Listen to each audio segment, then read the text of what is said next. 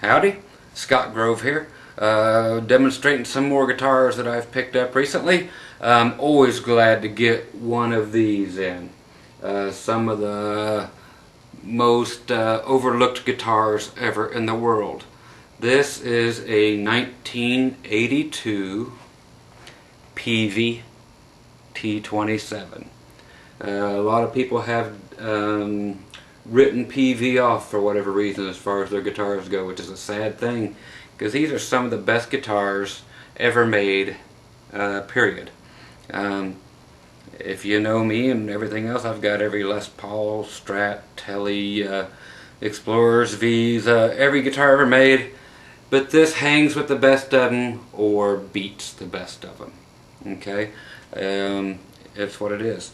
Peavey has not ever put out as much garbage as the lower lines like your Epiphones and your Squiers have put out. Of course, they put out some good stuff, but they've really gone extremely cheap to the point where it's like a Walmart crap the Epiphone has dipped down to, as has the Squier stuff. They've really put out some real shit. Peavey has never went that low. They just recently started doing their import lines also. But these are the USA stuff, and they still do great USA deals. Of course, you remember the original Van Halen stuff was all the Peavey stuff also. They just make some of the greatest guitars that have ever been made, and some cool options. The wood on these things are just phenomenal. These people use real wood. They don't put fake tops on them or nothing. The finishes are flawless. The necks are amazing. The necks on these T-Series, these started back in about 78 with the T60 guitar and the T40 bass. Then in 82 they really hit with the T15, had two little single coils in it, shorter scale. A T30 had three little single coils in it, again shorter scale. Then they had the T25, which was, they had a T25, T26, T27, and a T27 limited guitar. They were all exactly the same body, just different pickup configurations. This one has the humbucker here, which is splittable by simply turning down this one tone knob down to 7, then it goes to humbucker. So you have tone from single coil from 10 down to 7, and then it goes right to humbucker, and then you have tone from the humbucker from 7 down to 0. Okay, and your typical Strat 5-way switch, and your other tone knob for the other two single coils, and your master volume. The T25 just had two of these, so they're two of the humbuckers that would split from each volume knob to go to humbucker. So extremely versatile guitars. You weren't stuck with just a regular Les Paul or a regular Tele or a regular Strat sound. You always get more for your money, and the sounds out of them just kick the butts out of the big boys. And your T26 finally was set up just like a Strat, 3 of the single coil pickups, and you could not go to humbucking in those. Okay, they later came out with, you know, the basses, the T20, which had the one single coil, and had a T45, which had a bigger humbucker that could split the single coil in it, and so many others, and then all of your other Generation series and your Vandenbergs and everything later.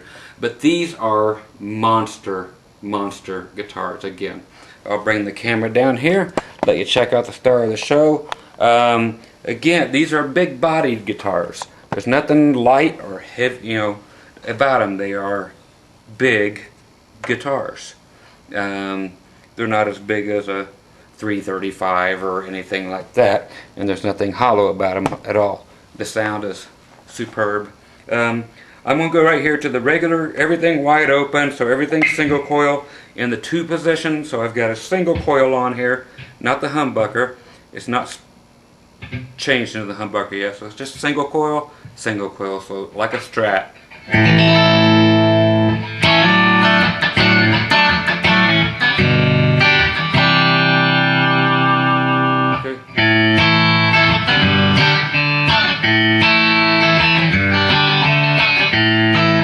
I like to run my tones bright, but hey, that's me. go in the 4 position, so you got just the 2 single coils here.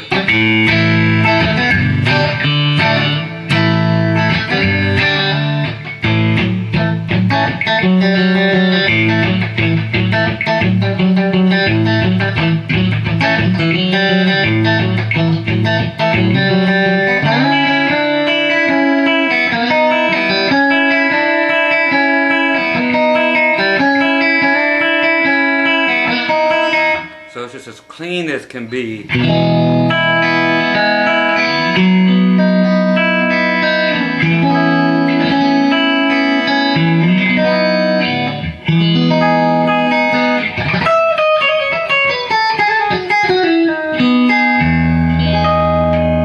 Go to the neck pickup.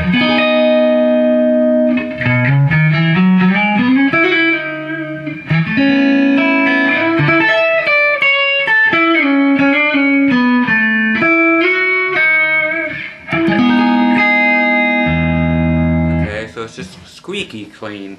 I'm going to let you hear how the humbucker goes. I'm going straight to the bridge where we have our single coil right now. I'm going to back off the tone knob down to 7. That is not just tone happening, that just kicked in the humbucker. So there is the humbucker on 7. So that's just humbucker with the tone on 10 is what it actually amounts to. Then the tone goes down from there in humbucking.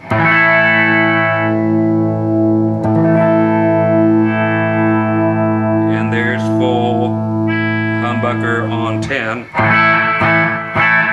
Actually 7, but as far as tone goes, full humbucker, but on the 10. Then it goes. Now we're in single coil, but with the tone down a bit. And then we brighten it all the way up to as brittle as you want to get. Okay, so you got a million choices with that whole deal. And like I said, they're T25s that had 2 of these in it. Same thing, you go humbucker, single coil, humbucker, single coil. They do everything. They did some other Patriots, they did some Impact guitars that had the humbucker, the single coil, and you could split them all and do everything. They're fabulous guitars. If you get a chance to grab them, they go for nothing, and they beat $1,500 to $2,000 guitars that I have laying around here. I just picked this one up for $250, and it's dang near flawless. That's a stupid price for these. Just got it today, and I've had a few dozen of these things, and they just honestly smoke 90% of my collection. Okay, my collection is a collection. It's not stuff I would play. This I would play. Okay, because it's just a better guitar than most everything I have. Okay, let's check out this for fun. Some of the other sounds. I'm just gonna let's put a humbucker on, go right to it, and just go with our distorted sound. Typical oversaturated distortion.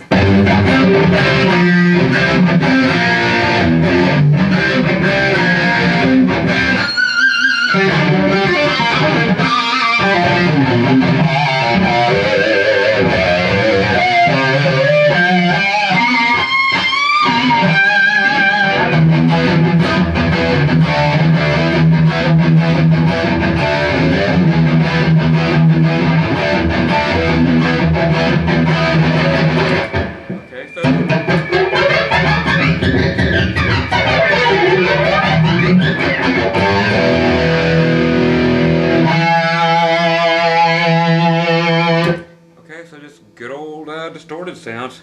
If you want to go to a really cool distorted sound, let's do I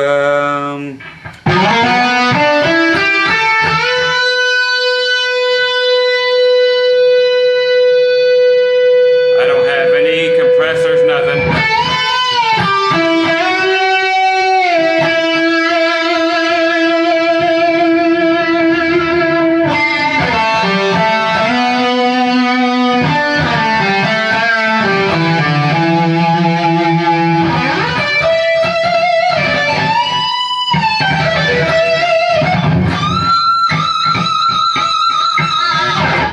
Now while we're way up there, the weird thing about this is it has a 23 fret neck. Okay, so it's 23 frets, not 24, not 22. It's got room for 24. Why they didn't put it there, no idea. Okay, now for the rest of this, the bridge, you cannot adjust the heights on each individual saddle. Same as a Les Paul, you cannot adjust the heights, you can adjust each side of the bridge. Okay, so you can adjust it back there. The strings hook in right here. They do not go through the back of the body. Of course, they don't have to. It has nothing to do with sustain, nothing. You know, Les Pauls are famous with their sustain, and they don't go through the back of the body, so that has nothing to do with anything. Once it hits the saddle, that's the end of what anything has to do with anything. Okay, so just huge pick guard. It's actually a cool guitar. These were Hee-Haw guitars, man. Everybody on Hee-Haw had a big T series. They were all sponsored by them. But the neck is flat like a Jackson back in the 80s. It's wide and it's flat.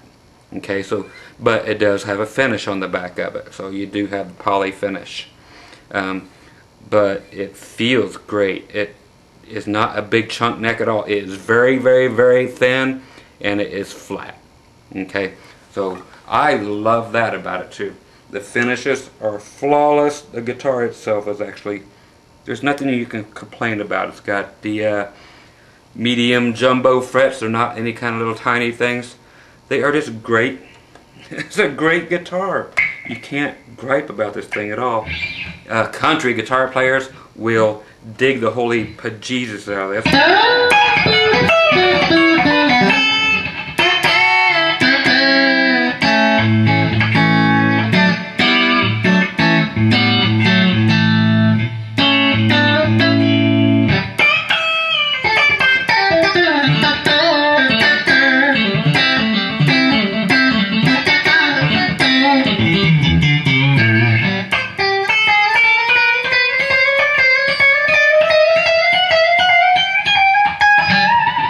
Okay, so it's just a cool guitar. What else can you say about it? The headstock is just as cool as they get. It's not overwhelmingly strange or anything. It's cool. I don't know if I'll be able to show it to you, but they always put the serial numbers on these things. The numbers are upside down. Anyway, but it's a great American-made guitar, and it's made out of real wood. It's not veneer top, nothing, none of that crap. These are major high-quality guitars. There is nothing crappy about these. These are as good as any guitar you can buy. Period. I would gladly trade, like I said, 90% of everything I have here to play one of these. This is a stage guitar. This is what I will take on stage. I'll leave all the big name guitars here because they're just part of a collection. They're not meant to be played as far as I'm concerned. They're here just because of an investment. It's just a great sounding guitar.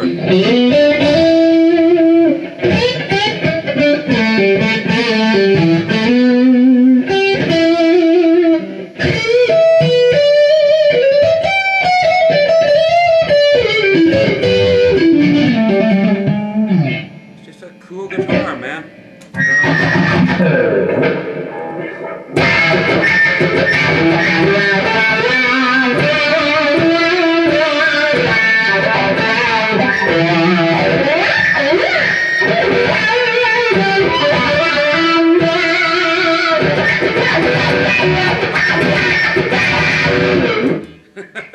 Anyway, so there you go. It's just a PVT-27. Okay, so if you get a chance to get one, look at that string retainer. Isn't that cool? And they just thought of everything. Everything on these guitars it's perfect. You can't beat these things. They made them in 82 and 83 for all the T25, T26, and T27s. The T60s all started earlier than that, and they all had everything, but great guitars. 10 thumbs up. There you go, kids.